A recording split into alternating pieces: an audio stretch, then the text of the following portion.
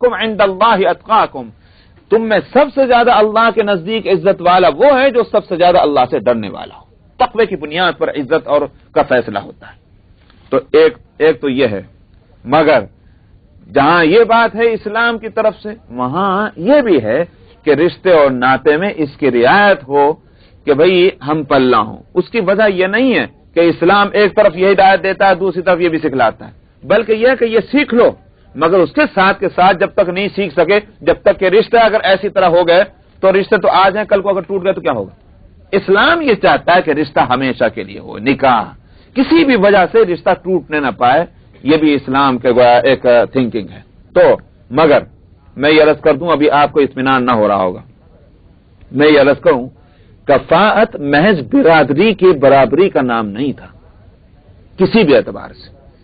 چنانچہ ایک زمانہ وہ تھا کہ عالم کا کفو عالم سمجھا جاتا تھا، سمجھ میں آیا؟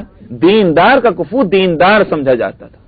اسی واسطے ایک لڑکی اگر دیندار گھرانے کی ہے، اگر ایک لڑکی عالم گھرانے کی ہے، تو اس کا رشتہ عالم گھرانے میں ہوتا تھا، دیندار گھرانے میں ہوتا تھا، اس لیے کہ وہی اس کا کفو تھا۔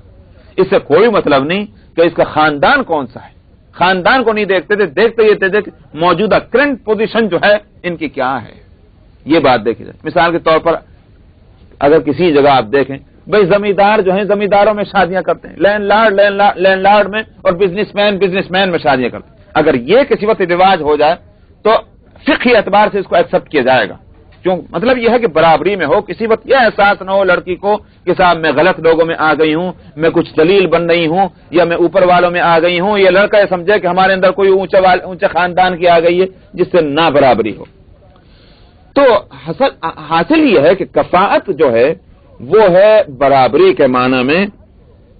یہاں میں نے اس ساری گفتگو کو اس لیے نقل کیا کہ وہ ایک زمانہ وہ تھا جب علم کی قیمت تھی، دین اور دیانت کی ویلیو تھی، اس زمانے میں کفاءت کے لیے دیکھا جاتا تھا کہاں علم ہے اور کہاں نہیں۔ اللہ سبحانہ و تعالیٰ کے نزدیک دراصل یہی معیار پسندیدہ ہے، ذات اور برادری کا معیار پسندیدہ نہیں، بلکہ یہ معیار پسندیدہ ہے کہ دیندار کا کفو دیندار ہوگا چاہے خاندان کچھ بھی ہو، یہ ہے پسندیدہ معیار اسلام کا۔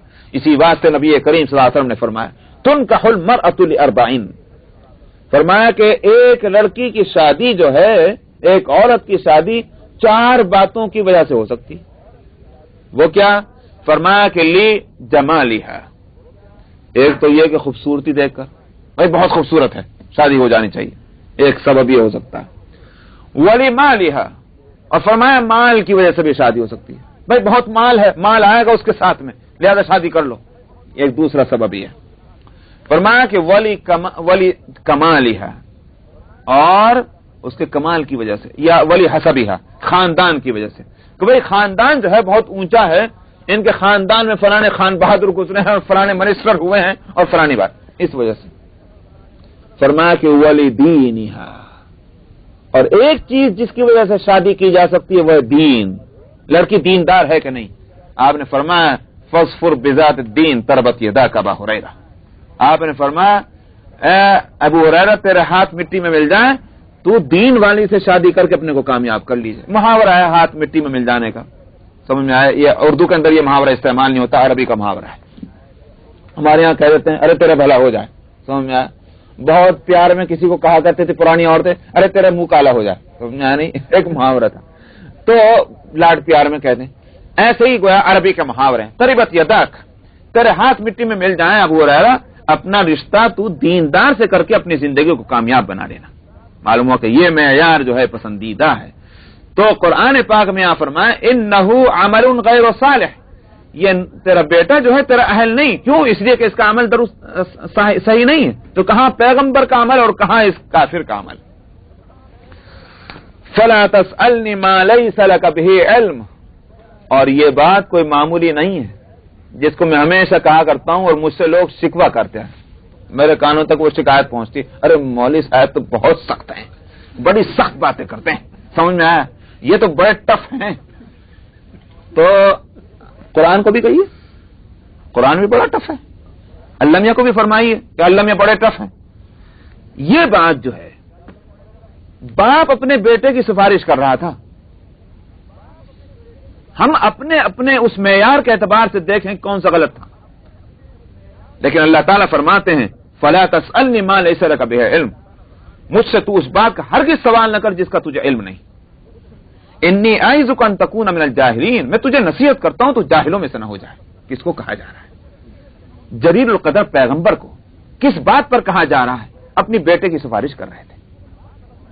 تو اگر میں یہ کہتا ہوں کہ وہ اولاد جو ہے وہ اولاد بننے کے قابل نہیں ہے، وہ ماں باپ اس اولاد کو اپنی اولاد نہ سمجھیں کہ جو ان کے راستے پر نہیں ہے، تو یہ کیا میں اپنی طرف سے کہتا ہوں بات؟ یہ تو قرآن بتا رہا ہے.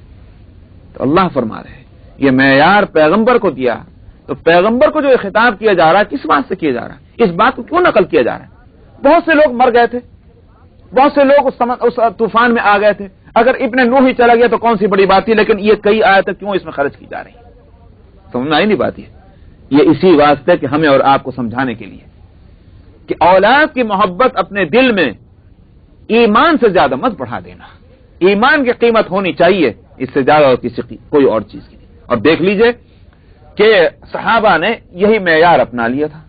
آخر وہ بھی تو انسان تھے. وہ کیسے انسان تھے؟ ہم کیوں اس بات کو یہ سمجھتے ہیں کہ یہ ٹف ہے؟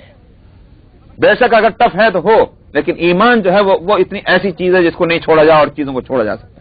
عبد الرحمن ابن ابی بکر رضی اللہ عنہ غزوہ بدر میں مسلمانوں کی طرف سے نہیں وہ غزوہ بدر میں ادھر سے ہیں مشرکین مکہ کی طرف سے، اور ابو بکر صدیق تو غزوہ بدر میں نبی کریم صلی اللہ علیہ وسلم کے ساتھ ہے.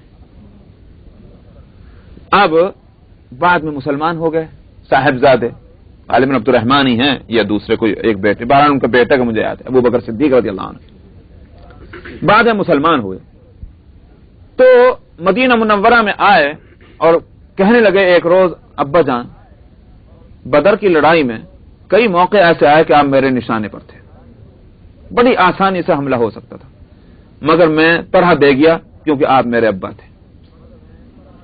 اب آپ خود سوچ لیں کیا جواب ہوتا ہے اس کا.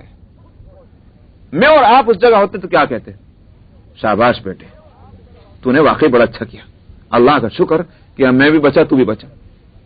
مگر یہ اگر جواب ہوتا تو غلط نہ ہوتا، مگر تاریخ نہ بنتی اس لیے کہ ہر باپ یہی بات کہہ سکتا ہے. مگر یہ ابو بکر کا جواب ہوا ہے جو تاریخ میں ثبت ہوا. ابو بکر نے جواب دیا تو میرے نشانے پر نہیں آیا، تو اگر میرے نشانے پر آیا تھا تو قسم خدا کے میں تو سر قلم کرتا. اب تو مسلمان ہو گیا، شکر بھیجیے. لیکن بتلانا یہ ہے کہ ایمان کا رشتہ اصل ہے اور کوئی رشتہ ہمارے سامنے نہیں ہے. یہی ہے ایک معیار جو پیغمبروں کو دیا گیا اللہ کی طرف سے اور پیغمبروں کے صحبت اور تربیت سے صحابہ کو ملا. اگر یہ دین ہے تو پھر وہ دین ہمارا ہے کہ نہیں؟ ہمیں اس دین پر چلنا ہے کہ نہیں چلنا؟ تو سارے رشتے جو ہیں وہ خون کے رشتے نمبر 2 پر، ایمان کا رشتہ جو ہے وہ نمبر 1 پر ہے. یہ ہے وہ نقطہ جو اس آیت میں بتایا گیا، اور اسی بات کو سمجھانے کے لیے یہ کئی آیتیں یہاں لائی گئیں، اس لیے کہ ہم اور آپ اولاد کی محبت سے اتنے مغلوب ہوتے ہیں کہ سارے حقوق اللہ کے پامال ہیں. کیوں؟ اس لیے کہ اولاد کے ماتھے پر بل نہ پڑے، اس کی خواہش کسی طرح سے جو ہے وہ کہیں اس کا خون نہ ہو جائے. اللہ سبحانہ و تعالیٰ کا حکم جو ہے وہ روندا جا رہا ہے، قرآن کے مسائل جو ہیں وہ پیچھے جا رہے ہیں. کیا آپ نہیں دیکھتے کتنے لوگ ہیں ماں باپ نماز پڑھتے ہیں، روزہ رکھتے ہیں، اولاد جو ہے بڑی ہو رہی ہے، نماز نہیں پڑھتی، روزہ نہیں رکھتی، قرآن کو ہاتھ نہیں لگاتی، قرآن پڑھنا نہیں آتا. سمجھ میں آیا کتنے وہ کام ہو رہے ہیں جو شریعت نے جن کو حرام قرار دیا، مگر ہمارے ماتھے پر بل پڑتا ہے، شکن آتی ہے، ہمارے دلوں میں کوئی میل آتا ہے؟ نہیں. میں عرض کرتا ہوں کہ یہ قرآن کی تعلیمات نے اور بزرگوں کی تربیت نے مجھے ٹف بنایا. سمجھ میں آیا؟ میں نے تو مار کھائی ہے قرآن کے حکم کے. میں ایک جماعت کی نماز چھوڑنے پر میں نے مار کھائی. سمجھ میں آیا؟ اس طرح مار کھائی ہے کہ ایک ہفتے 1 مہینے تک میری بات چیت نہیں ہو سکی، صرف اس جرم میں کہ میری ایک جماعت سے نماز چھوٹی تھی. تو اس طرح سے ہماری تربیت کی گئی ہے. تو یہ قرآن کی تعلیمات، نبی کریم صلی اللہ علیہ وسلم کی تعلیمات، صحابہ کا اسوہ اور بزرگوں کی تربیت، یہ ہم کو سکھاتی ہے کیا؟ وہ ہے اصل چیز. تو بیٹا اور بیٹی تو اللہ اور دے سکتا ہے، مگر جو اللہ کا ہم سے مطالبہ ہے اگر ہم نے اس کو ادا نہیں کیا تو ہماری پکڑ سے کوئی چیز ہم کو بچا نہیں سکتی. خوب اس بات کو سمجھ لیجیے. قال ربی انی اعوذ بک ان اسألک ما لیس لی بہ علم. آخر کو نوح تھے، ہمارا شما تھوڑی تھے. نوح علیہ السلام تو محبت پدری میں تو کہہ تو گئے، لیکن اور پھر وہ بھی میں نے کہا کہ اللہ نے جو بات کہی تھی لفظ اہل، اس سے فائدہ اٹھا کر کہی، لیکن جیسے ہی ڈانٹ پڑی فوراً نوح کانپ گئے. کہنے لگے پروردگار میں پناہ چاہتا ہوں آپ کی اس بات سے کہ میں آپ سے اس چیز کا سوال کروں جس کا مجھے علم نہیں.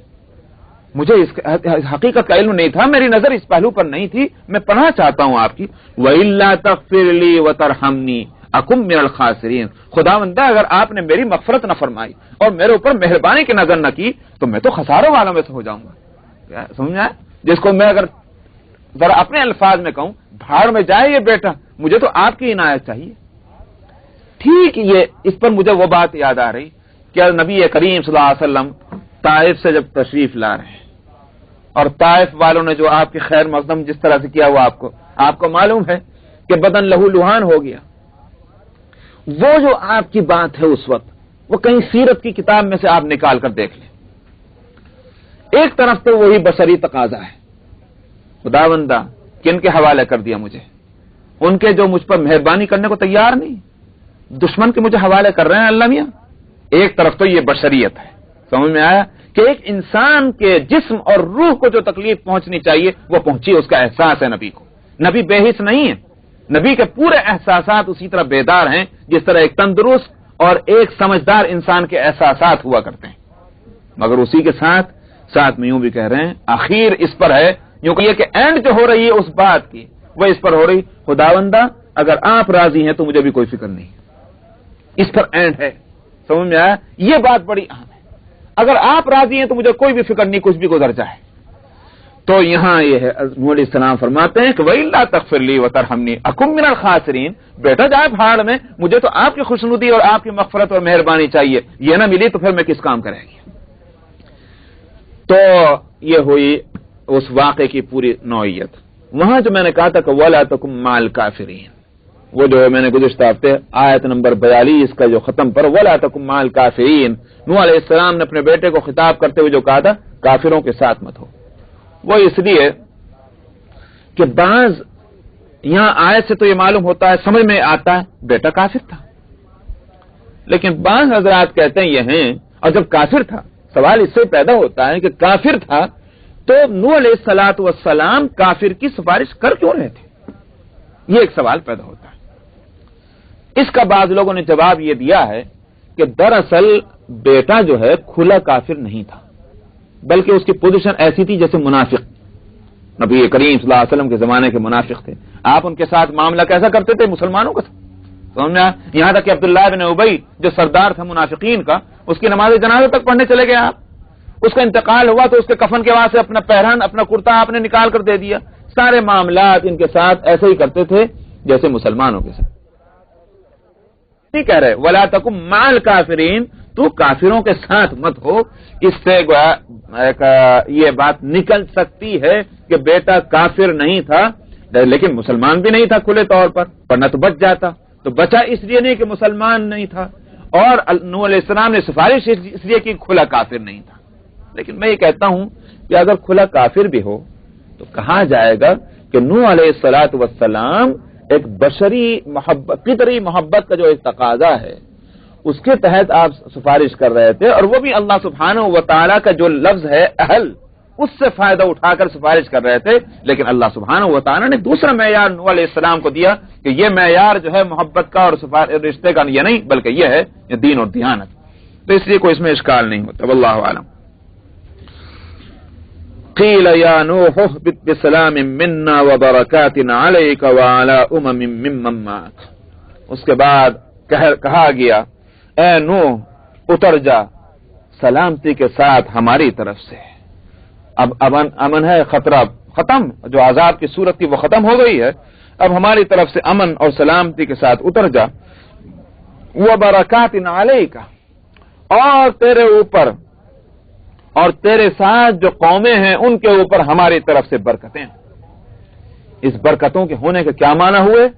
یہ معنی ہوئے کہ نسل چلے گی.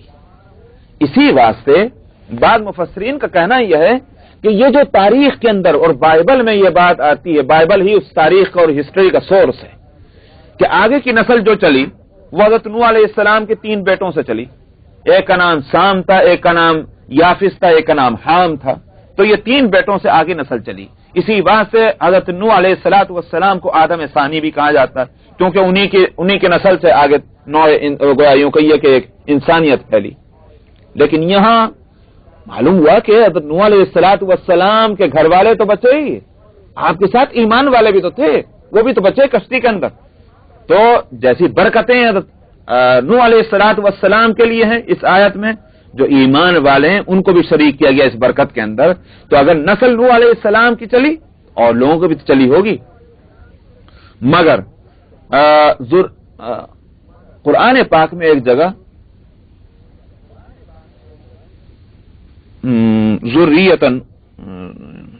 ذریۃ من حملنا مع نوح، اس میں تو وہی بات ہوئی کہ جو یہاں آ رہی، ایک جگہ لفظ آتا ہے نوح علیہ السلام کی طرف ذریت کا لفظ، نسبت جو ہے حضرت نوح علیہ السلام کی طرف ہے کہ نوح کی ذریت ہے جو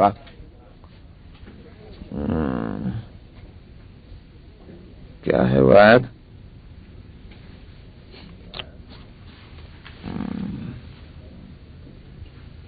واعظ نہیں یاد آ رہی، جس میں یہ ہے کہ ہم نے اس کے بعد نوح کی ذریت کو چلایا، نوح کی نسل کو چلایا۔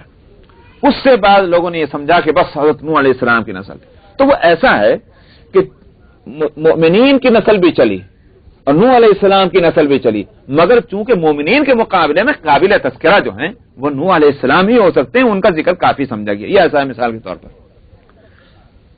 ابھی کچھ لوگ آئیں، ان میں ایک صاحب جو ہیں وہ اپنے درجے اور مرتبے کے اعتبار سے بڑے ہوں، اور بقیہ جو ہیں ان کے خدم اور رشم ہو۔ خدم اور رشم سے مراد یہ ہے کہ مطلب یہ ہے ان کے بچے ہوں یا ان کے خادم ہوں۔ ہم کہیں فلاں حضرت تشریف لے آئیں، آپ کا کہنا صحیح ہے کہ نہیں؟ آپ یہ کیوں نہیں کہہ رہے کہ سب حضرات آ گئے؟ آپ جو یوں کہتے ہیں فلاں حضرت آ گئے، جبکہ ان کے ساتھ اور لوگ بھی لگے ہوئے آ رہے ہیں، اس واسطے کہ قابل تذکرہ وہی ہیں، بقیہ تو ان کے تابع ہیں۔ تو ٹھیک یہاں بھی نوح علیہ السلام ہی قابل تذکرہ ہیں اور بقیہ تو آپ کے فالوورز ہیں، لیکن اس کے یہ معنی ہرگز نہیں کہ صرف نسل نوح علیہ السلام کی چلی اور مومنین کی نسل جو ہے وہ ختم ہو گئی۔ یہاں قرآن کی آیت یہ بتلا رہی ہے کہ برکات علیکا، اور برکتیں ہوں اے نوح آپ پر اور آپ کے ساتھ جو امتیں ہیں ان پر بھی، تو نسل دونوں کی چلی ہے۔ وَأُمَمٌ سَنُمَتِّعُهُمْ، اور اس کے بعد برکتوں کا لفظ تو قرآنی لفظ ہے، برکتوں کو صرف اس معنی میں نہیں لیا سکتا کہ نسل چلے۔ برکتیں اگر یہ دنیاوی برکت ہے تو آخرت کی برکت کیا ہوئی؟ جب لفظ قرآن میں آ رہا ہے برکت کا، تو اس کا مطلب یہ دنیا میں بھی اور آخرت میں بھی برکت۔ تو کہیں یہ معنی نہ لے لیا جائے کہ آگے چل کر کے ہر آدمی یہ کہے کہ چونکہ اللہ کی برکت کا نتیجہ میں ہوں لہذا میں کسی راستے پر بھی ہوں برکت والا ہوں۔ اس لیے آگے فرمایا وَأُمَمٌ، اور کچھ امتیں اور قومیں وہ ہوں گی ہم ان کو کچھ دنیا کی زندگی کا فائدہ پہنچائیں گے، یعنی مطلب یہ ہے کہ وہ ایمان والے نہ ہوں گے، ہماری ان برکتوں پر قائم نہ رہیں گے، کفر اختیار کریں گے، نافرمانی کی زندگی اپنائیں گے۔ ثُمَّ يَمَسُّهُم مِّنَّا عَذَابٌ عَلِيمٌ، وہ ان برکتوں سے محروم ہو کر کچھ دن کا فائدہ دنیا کی زندگی کو اٹھائیں گے، لیکن اس کے بعد ان کو ہماری طرف سے دردناک عذاب پھر ان کو پکڑے گا، یعنی آخرت کے عذاب میں وہ مبتلا ہوں گے۔ تِلْكَ مِنْ أَنْبَاءِ الْغَيْبِ نُوحِيهَا إِلَيْكَ، فرمایا یہ غیب کی خبریں ہیں اے پیغمبر جن کی وحی ہم آپ کی طرف کر رہے ہیں۔ نبی کریم صلی اللہ علیہ وسلم کا خطاب ہے۔ اس بات کو سمجھنے کے لیے پھر ادھر لوٹیے آیت نمبر 35 کی طرف۔ آیت نمبر 35 میں ام یقولون افترا قل ان افتریتہ فعلی اجرامی، مل گئی وہ آیت؟ میں نے وہاں کہا تھا کہ نوح علیہ السلام کے واقعے کو بیچ میں روک کر یہ آیت لائی گئی ہے۔ یہ یوں کہتے ہیں کہ محمد نے گھڑ لیا اس واقعے کو، سمجھ میں آیا؟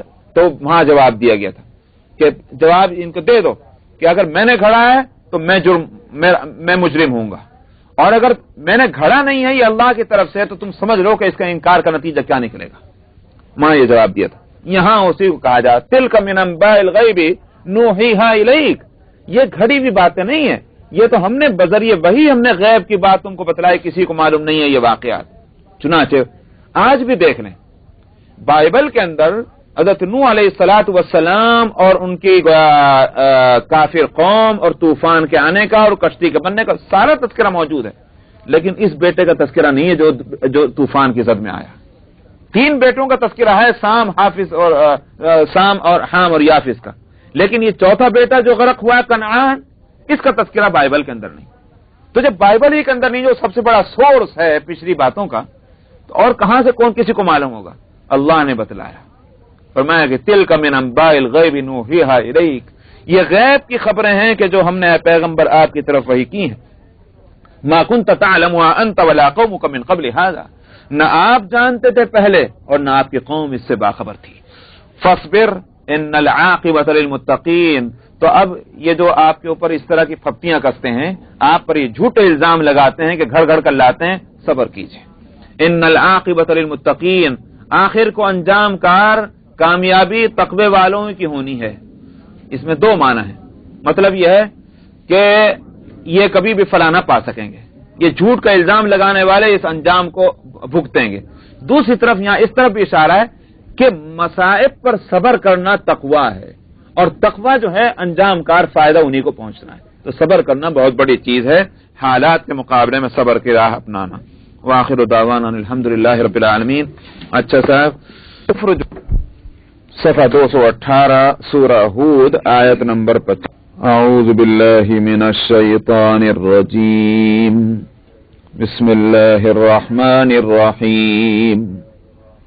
व इला आदिन अखाहुम हूदा क़ाल या क़ौमि अब्दुल्लाह मा लकुम मिन इलाहिन गैरुहु इन अंतुम इल्ला मुफ्तरून। या क़ौमि ला अस्अलुकुम अलैहि अजरा इन अजरिय इल्ला अलल्लज़ी फ़तरनी अफ़ला ताक़िलून। वया क़ौमि इस्तग़फ़िरू रब्बकुम सुम्मा तूबू इलैहि युरसिलिस समाअ अलैकुम मिदरारन वयज़िदकुम क़ुव्वतन इला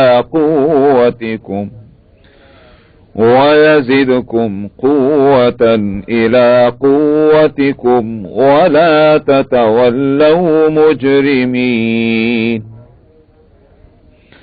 क़ालू या हूद मा जि'तना बिबय्यिनतिन वमा नहनु बितारिकी आलिहतिना अन क़ौलिक वमा नहनु लक बिमुअ्मिनीन। इन नक़ूलु इल्ला अ'तराक बअदु आलिहतिना बिसूअ क़ाल इन्नी उश्हिदुल्लाह वअश्हदु अन्नी बरीउम मिम्मा तुश्रिकून।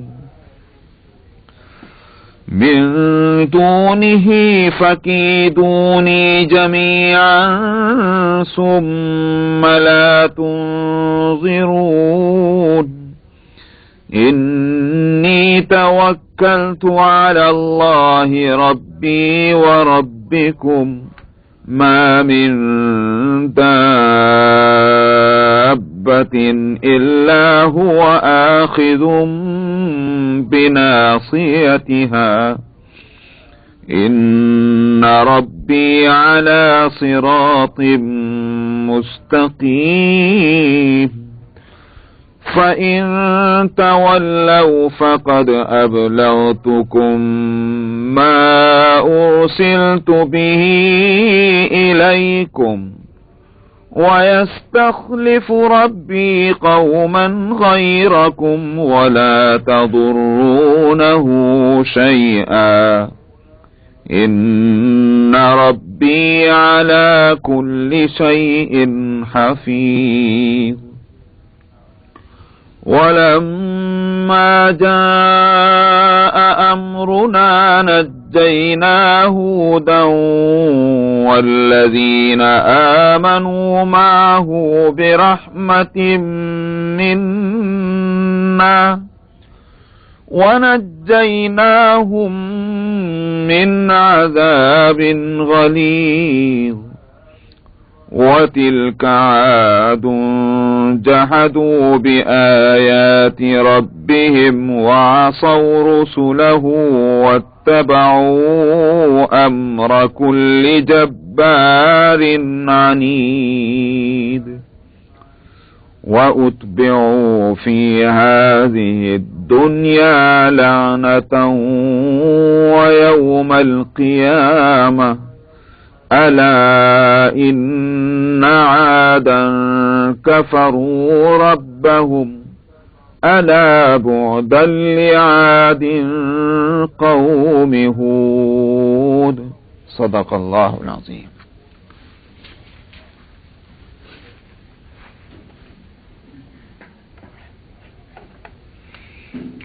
حضرت نوح علیہ الصلاۃ والسلام کا واقعہ بڑی تفصیل کے ساتھ گزر گیا،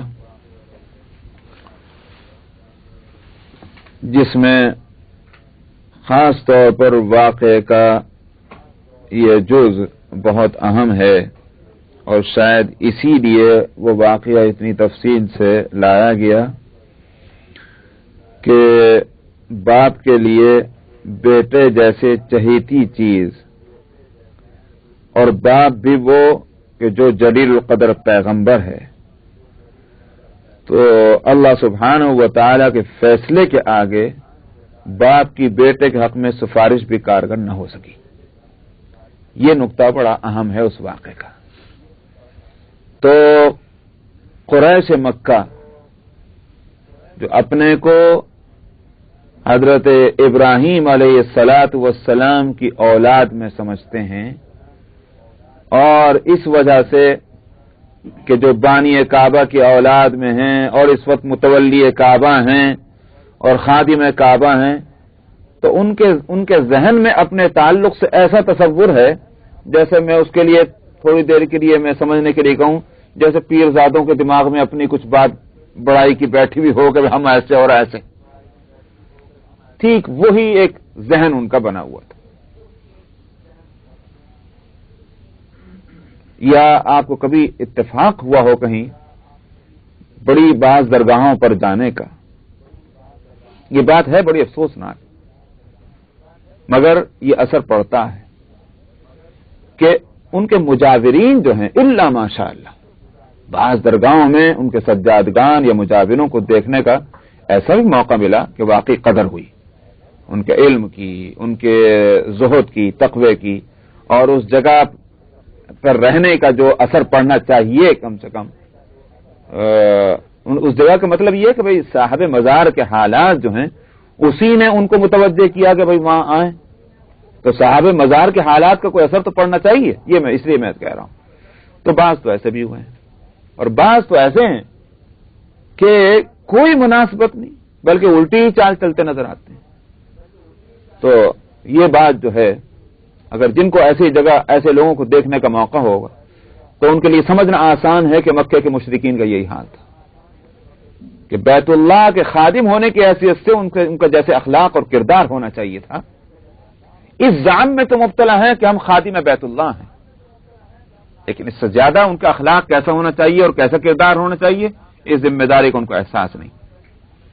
اسی واسطے سورہ توبہ کے اندر وہ آیتیں گزر چکی ہیں کہ جس میں ان کے ذہن میں بیٹھے ہوئے اس خیال کی اصلاح کی گئی تھی، یوں کہیے کہ اس پر چوٹ ماری گئی تھی، ان کے اس پندار پر۔ اجعلتم سقایۃ الحاج وعمارۃ المسجد الحرام کمن آمن باللہ والیوم الآخر وجاہد فی سبیل اللہ، تمہیں یہ زعم ہے کہ تم حاجیوں کے پانی پلانے کا اور کھانے کھلانے کی جو ہے وہ خدمت اپنے ذمے لیے ہوئے ہو، اور یہ تو بڑے نیکی کا کام ہے، لہذا تمہارا کوئی بھی بال پیکا نہیں ہو سکتا، اور اگر اول تو آخرت ہے نہیں، اور اگر ہے تو تم ہی وہاں کامیاب ہوگے۔ وہاں ان کے اس پندار پر میں نے کہا چوٹ ماری گئی۔ فرمایا کہ تم نے حاجیوں کے پانی پلانے کو اور مسجد حرام کی مرمت اور جو اس کا کنسٹرکشن ہے اس کو تم نے برابر کر لیا اس شخص کے کہ جو ایمان لاتا ہے اللہ پر اور آخرت پر اور اپنے جانوں سے اور اپنے مالوں سے اللہ کے لیے اور اللہ کے دین کے لیے جہاد کرتا ہے، جدوجہد کرتا ہے. لا یستوون، فرمایا ہرگز وہ دونوں برابر نہیں ہو سکتے. تو اس سے میں نے کہا کہ اندازہ ہوتا ہے کہ وہ کس زعم میں مبتلا تھے. یہاں ان کو کہا گیا کہ تمہاری حیثیت کیا ہے؟ تمہارے اور ابراہیم کے بیچ میں تو ہزاروں سال کا فاصلہ ہے، لیکن نوح کا بیٹا جس کے اور نوح کے اور اس کے بیچ میں کوئی فاصلہ نہیں، براہ راست نوح کا بیٹا، لیکن کیا ہوا؟ نوح کا بیٹا نہ بچ سکا نوح کی وجہ سے. تو اسی طرح سے تم بھی نہیں بچ سکتے اس وجہ سے کہ تم بیت اللہ کے خدمتگار ہو یا تم ایک جلیل القدر پیغمبر کی کہ جو بانی کعبہ ہے اور خلیل اللہ ہے اور امام الناس ہے. قرآن شریف میں یہ سارے ان کے لیے الفاظ آئیں، انی جاعلک للناس اماما، کہ اے ابراہیم میں تم کو لوگوں کا امام اور پیشوا بناتا ہوں. تو ان سارے مناسب کے باوجود تم بچ نہ سکو گے اس لیے کہ تمہارے یہ اعمال ہیں اور تمہاری عقیدے اور حرکتیں ہیں. یہ نقطہ میں نے کہا کہ بہت اہم ہے اس واقعے کا، اسی واسطے اس واقعے کو تفصیل کے ساتھ لایا گیا. یہاں اب حضرت ہود علیہ السلام کی قوم عاد کا تذکرہ ہے. یہ بھی عرب کی پرانی قوموں میں سے ہے. حضرت نوح علیہ السلام کے بعد قوم عاد آئی. کب آئی یہ کہنا بہت مشکل ہے، کتنا عرصے کے بعد آئی، لیکن من بعد قوم نوح یہ الفاظ خود حضرت ہود علیہ السلام کے ہیں جو اپنی قوم کو خطاب کرتے ہوئے فرمائے کہ تم قوم نوح کے بعد تم آئے ہو. اس لفظ سے یہ بات سمجھ میں آتی ہے کہ نوح علیہ السلام اور قوم عاد کے بیچ میں کوئی اتنا بڑا فاصلہ نہیں کہ کوئی اور قوم آگے چلی گئی. معلوم ہوتا ہے قوم نوح کے بعد قابل ذکر جو قوم ہے وہ قوم عادی ہے، ورنہ تو قوم نوح کے بعد نہ کہا جاتا فرانے کی بات. سمجھ میں آیا؟ اس سے معلوم ہوتا ہے قوم نوح کے بعد قوم عاد ہے. اور عرب کی تاریخ میں قوم عاد اور قوم سمود جن کا ابھی اس کے بعد بھی تذکرہ آنا ہے، ان کو عرب بائدہ میں کہا جاتا ہے، یعنی وہ قوم عرب کی جو ہلاک ہو گئیں اور ان کی نسلوں میں کوئی باقی نہ رہا، ان کو عرب بائدہ کہا جاتا ہے. اس کی قدامت کا اندازہ اس سے ہوتا ہے کہ جس چیز کی پرانے ہونے کو بتلایا کرتے تھے عرب، کہتے تھے کہ ھذا شیء عادی، یہ تو پرانی چیز ہے. تو عاد کی طرف گویا عاد سے یہ لفظ لیا گیا، جیسے بہت پرانی قوم ہے عاد، تو لہذا کسی چیز کی قدامت کو اور پرانے ہونے کو بتلانا ہو تو اس کو بھی عادی کہہ دیا کرتے تھے. بہت پرانی قوم ہے قوم عاد. اللہ سبحانہ و تعالی نے گزشتہ قوموں میں سے ہر قوم کو کوئی نہ کوئی خصوصیت دی. قوم عاد کو اللہ نے یہ خصوصیت عطا فرمائی تھی کہ بڑے طاقتور، بڑے تنومند، توانا اور بڑے قداور. بعد مفسرین کا کہنا تو یہ ہے کہ ان کی طاقت کا یہ حال تھا کہ زمین پر کھڑے درخت کو اپنے ہاتھوں سے ہلا کر کے اکھاڑ کر پھینک دیتے. یہ عالم تھا ان کے طاقت اور قوت کا. اور ظاہر ہے کہ قد و قامت بھی کچھ زیادہ ہی ہوگا جس میں اتنی طاقت رکھی گئی ہے. لیکن وزادکم فی الخلق بسطہ، یہ جو ہے قد و قامت کی بڑائی کو بتلانے کے واسطے بھی کہ اللہ نے تمہارے جسم کو اور باڈی کو جو ہے بہت لمبا چوڑا بنایا ہے. تو معلوم ہوتا ہے قد و قامت بھی ان کا زیادہ تھا. قرآن سے یہ بات سمجھ میں آتی ہے. اب یہ باتیں کہ صاحب اتنے فٹ کی تھی اور اتنے گز کی تھی، میرے خیال سے یہ اندازے ہیں اور اسرائیلیات ہیں، ان کی کوئی اصلیت معلوم نہیں ہوتی. لیکن اتنا ضرور ہے کہ عام سائز جو انسانوں کا اولین کا اور آخرین کا ہوا اس سے کہیں بڑھ کر اس قوم کے قد و قامت تھا اور طاقت بھی زیادہ تھی.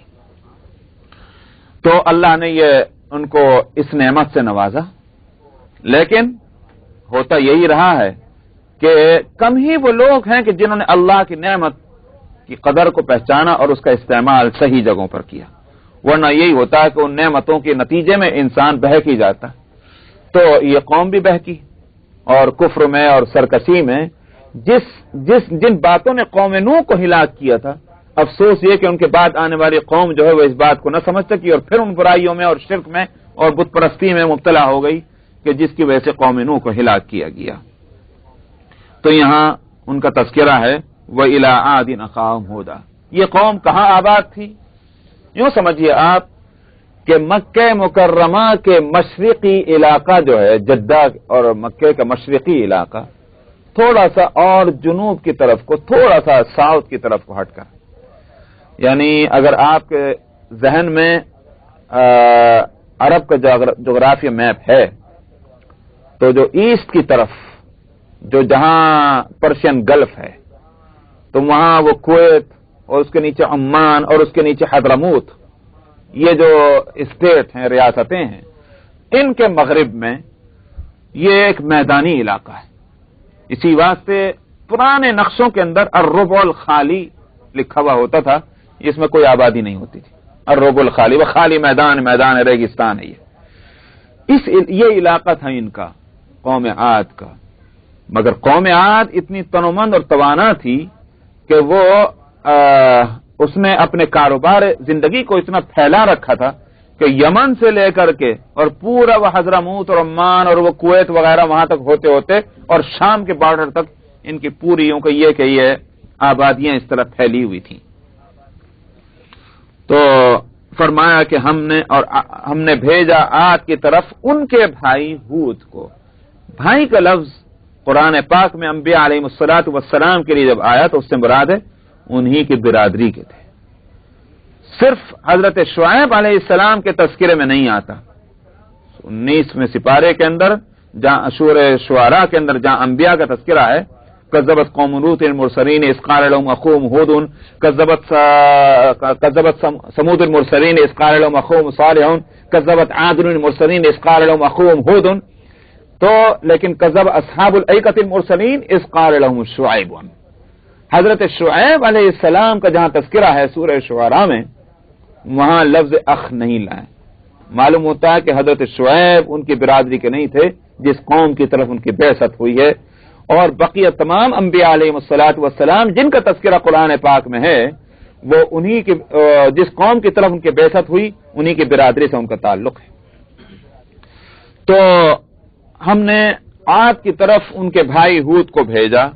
قال یا قوم اعبدوا اللہ ما لکم من الہ غیرہ۔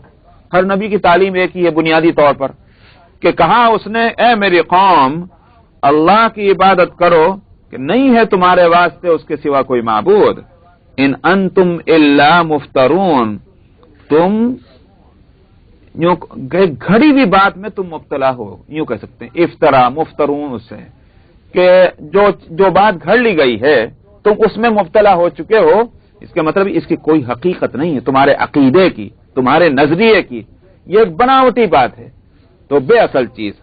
یا قوم لا اسألکم علیہ اجرا۔ اس کے بعد دلیل تو حضرت ہود علیہ السلام نے دی ہوگی مگر قرآن نے اس کو نقل نہیں کیا، اس واسطے اللہ کے ایک ہونے کا اور اللہ کے معبود ہونے کا عقیدہ اگرچہ قرآن نے اس کے لیے بہت دلائل دیے ہیں، مگر واقعہ یہ ہے کہ یہ وہ عقیدہ ہے جس کے لیے کسی دلیل کی ضرورت ہی نہیں۔ یہ وہ عقیدہ ہے کہ جس کو بے دلیل بھی نہیں، بے دلیل ہی ماننے کا ہے، اس لیے کہ بہت واضح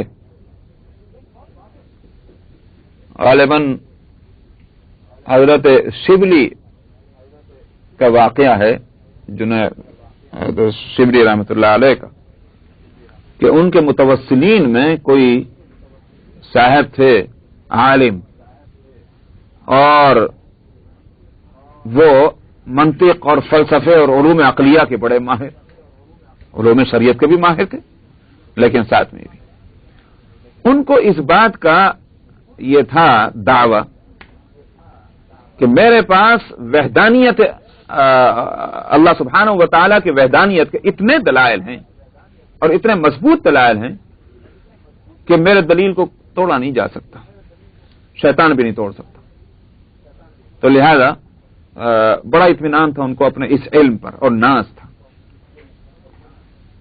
تو واقعہ یہ ہے کہ شیطان سے بڑھ کر کوئی عقلی عالم اور عقلی منطق سے واقف کوئی بھی نہیں۔ تو چنانچہ جب ان کا وقت اخیر آیا تو وہ شیطان آ لیا ان کو بہکانے، اس سکرات کے عالم میں شیطان آ گیا ان کو بہکانے کے واسطے، اور اس نے بحث شروع کی، خدا ایک ہے، کیا دلیل ہے؟ انہوں نے وہ دلیل دے دی، منطقی جو دلیل تھی، اس نے اس دلیل کو توڑ دیا۔ مقابلے میں ایک بات اس نے پیش کی تو ان حضرت نے ایک اور دلیل پیش کر دی، اس نے اس کو دلیل کو بھی توڑا، غرضے کہ یہ دلیلیں دے رہے ہیں اور وہ دلیلیں توڑا، یہاں تک کہ 99 دلیلیں توڑ دی، اب ایک دلیل رہ گئی۔ اب ان حضرت کے پسینے چھوٹ گئے کہ بھئی اب اگر ایک دلیل بھی میری رہ گئی وہ بھی توڑ دی، جس نے 99 توڑ دی وہ ایک بھی توڑ سکتا ہے، تو میرا کیا ہوگا؟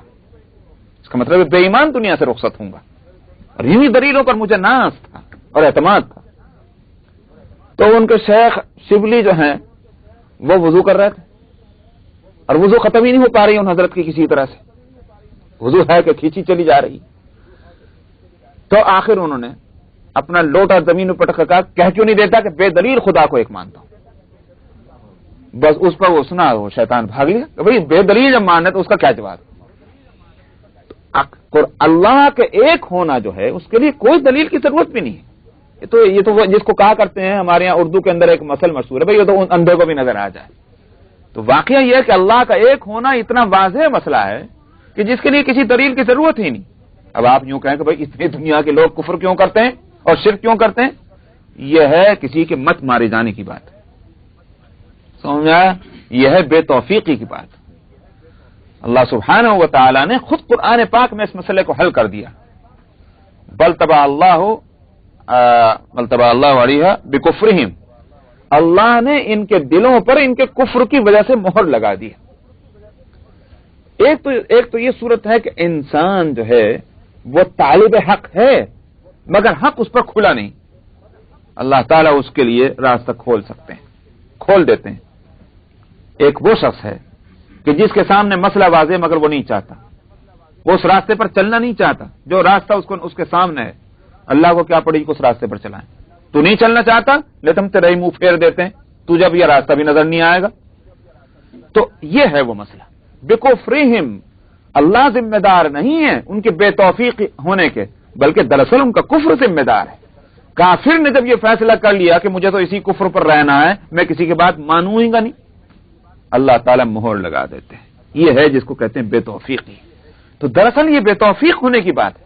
آج آپ کسی سے بات کر لیں، مثلا کسی کرسچن سے، کسی یہودی سے، اور اپنے عقیدے کی کوئی دلیل آپ اس کے سامنے پیش کر دیں، کہے گا بات تو تمہاری بالکل صحیح معلوم ہو رہی ہے، بات بالکل صحیح ہے، مگر قبول کیوں نہیں کرتا؟ اس کا کیا جواب ہے؟ نہ اس کے پاس جواب ہے نہ آپ کے پاس جواب ہے۔ ظاہر ہے کہ اس کا مطلب یہ ہے کہ اللہ سبحانہ و تعالیٰ نے توفیق نہیں دی، اور انہی کے اندر کچھ بندے وہ ہیں کہ جب ان کی بات سمجھ میں آ جاتی ہے وہ فوراً قبول کر لیتے ہیں، بلا خوف لومۃ لائم، نہ ان کو کسی ملامت کرنے والے کا ڈر ہے نہ کسی مذاق اڑانے والے کا ڈر ہے۔ یہ کیوں ہے؟ اللہ نے توفیق دے دی ان کو۔ اصل مسئلہ یہاں توفیق کا ہے۔ تو اس لیے یہ نہیں سمجھنا چاہیے کہ اللہ کے ایک ہونے کے دلائل اتنے نازک اور اتنے الجھے ہوئے ہیں کہ ہر ایک کا سمجھنا مشکل ہے، اس بات سے دنیا میں کافر اور مشرکوں کی بہتات، ایسی کوئی بات نہیں۔ تو یہاں اللہ کے ایک ہونے کی دلیل نہیں دی گئی مگر دلیل مانگی گئی ان سے کہ تم دو دلیل، تم جو کہتے ہو کہ اللہ کے سوا اللہ کے ساتھ فلاں فلاں شریک ہے، تمہارا ایک دعویٰ ہے، تمہارے ذمہ دلیل ہے، میرے ذمہ دلیل نہیں، میں کہتا ہوں اللہ کے ساتھ کوئی شریک نہیں۔ قاعدہ ساری ہمیشہ کا قاعدہ جو ہے وہ یہ ہے جس کو آ کر موجودہ دور کے قانون عدالت نے ختم کر دیا۔ جو آج کا جو قانون ہے وہ کیا ہے کہ اگر کیس کسی کورٹ میں آئے تو جو مدعی اور مدعا علیہ دونوں ہی وٹنس لائیں، ہے کہ نہیں؟ یہ قانون آج، کبھی یہ قانون نہیں تھا، یہ ان لوگوں نے چلایا ہے، ورنہ قانون جو ہے پہلے سے جو چلا تھا، اور اللہ سبحانہ و تعالی نے جس کو منظور فرمایا ہے، اور قانون شریعت اور قانون اسلام بھی وہی ہے، البینۃ علی المدعی والیمین علی من انکر، کہ وٹنس پیش کرنا جو ہے وہ مدعی کی ذمہ داری ہے۔ ہاں اگر وٹنس نہیں پیش کر سکتا، وہ اس کے پاس نہیں ہے، تو پھر مدعا علیہ جو ہے، ڈیپینڈنٹ جو ہے وہ ڈیفینڈنٹ، وہ اس کے ذمہ ہوگا قسم کھانا، وہ قسم کھا لے تو حق میں اس کا فیصلہ ہو جائے گا، اور قسم نہیں کھائے تو ظاہر ہے کہ پھر مدعی کا حق میں فیصلہ ہوگا اگر مدعی وٹنس نہیں لا سکا، لیکن بہرحال وٹنس جو ہے وہ مدعی کے ذمہ ہے۔ تو یہاں مسئلہ جو ہے وہ مشرکین مدعی ہیں اس بات کے یہ سارے کے سارے جو ہیں یہ اللہ کے ساتھ شریک ہیں، تو تم لاؤ گواہ۔ نبی تو آ کر انکار کرتا ہے کہ اللہ کے سوا کوئی شریک نہیں، تو نبی کے ذمہ نہیں ہے دلیل لانا، وٹنس لانا، مشرکین کے ذمہ ہے۔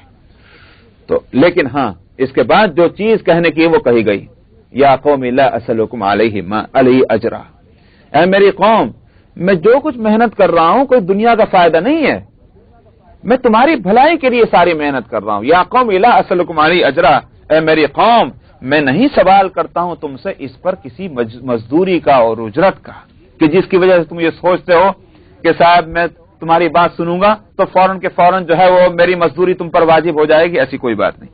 ان اجری الا علی الذی فطرنی، اس لیے کہ میری مزدوری تو اسی کے ذمہ ہے جس نے مجھ کو پیدا کیا ہے۔ معلوم ہوا کہ مجھ کو پیدا کیا اسی مقصد